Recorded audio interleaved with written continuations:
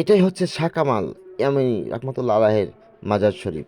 প্রিয় দর্শক, আসসালামু আলাইকুম আ রহমতুল্লাহ। আজকে আপনাদের মাঝে আরেকটা নতুন ভিডিও নিয়ে আসলাম। এটা হচ্ছে সিরাজগঞ্জ কামারখন্দ বিহারা নান্দিনা কামালিয়া, এখানে শাহ কামাল মাজারটি অবস্থিত। আজকে এখানে ওরস মোবারক, এখানে ওরস মোবারকে এসেছি দেখার জন্য। এখানে লোকের মুখে শুনেছি প্রচুর পরিমাণ লোক এখানে জমায়েত হয়। আমরা সেইটা দেখার জন্য চলে আসলাম এই শাহ কামাল ইয়ামিনী রহমতুল্লাহ আলাহের দরগায়। তো এসে দেখলাম যে এখানে ওরকম কোনো লোক নেই। লোক না থাকাতে আমরা কিন্তু তার কবর মোবারক দেখা সৌভাগ্য আমাদের হয়েছে। তা আমরা সেই কবরটা দেখে চারপাশে ঘুরে দেখলাম খুব সুন্দর করে কিন্তু সাজিয়েছে, মানে অপরূপ দৃশ্য। তার চারো সাইড দিয়ে এত সুন্দর করে সাজিয়েছে, মানে দেখার মতো কিন্তু দৃশ্য। তে এখানে যারা খাদেম তাদের জিজ্ঞেস করলাম যে এখানে কী পরিমাণ লোক হয়। সে বলল যে এখানে 70 থেকে 80 মণ চাউল রান্না হয়। তো এখান থেকে আপনার দশটার পর থেকে কিন্তু লোক জমা শুরু হয়। তো এখানে যারা ভক্ত মুরিদ যারা আছেন তারা কিন্তু এই এশার নামাজের পর কিন্তু এখানে লোক জমায়েত হবে, কিন্তু আমরা সন্ধ্যার পরে গিয়েছি, তা আমরা ওরকম লোক পাইনি।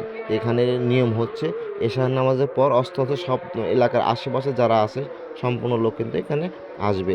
দেখেন কি পরিমাণ লোক এখানে কবর মোবারক দেখতেছে, এবং টাকা যারা তো দেখেন যা যতটুকু সামর্থ্য আছে সে অনুযায়ী সে টাকা দিচ্ছে, 10 টাকা, 20 টাকা, 100 টাকা, 500 টাকা নোট কিন্তু এই কবর মোড়ক দেখে কিন্তু সে টাকাগুলো ওখানে দিচ্ছে।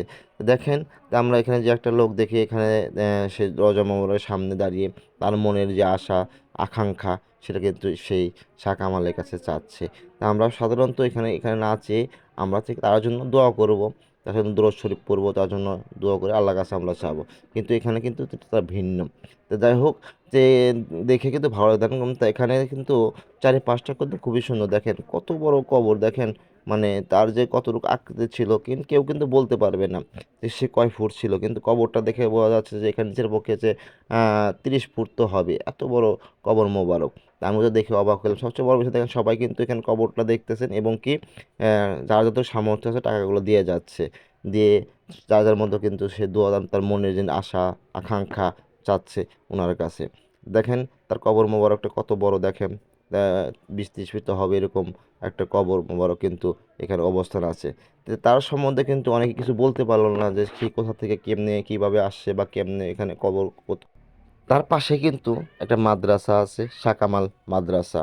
তো মাদ্রাসা এখানে হাফিজিয়া মাদ্রাসা, এখানে ছোট ছোট ছেলেপেলে কিন্তু এখানে কোরআন শিক্ষা নেয়।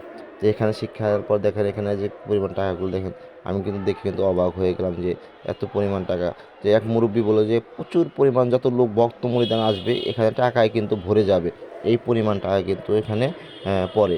তো যাই হোক, আমরা এটা দেখার পরে দেখেন যে আমরা কিন্তু চারিপাশটা ঘুরে দেখলাম, দেখেন কত সুন্দর করে সাজিয়েছে।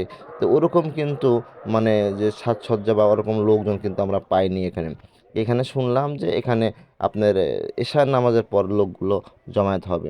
তো একটা গরু এখানে কিন্তু দেখলাম যে গরু আয়োজন করেছে, একটা গরু, বেশি গরু পাইনি। তো এখানে 70 মণের চাউল কিন্তু আয়োজন করা হয়েছে এখানে। ভিডিও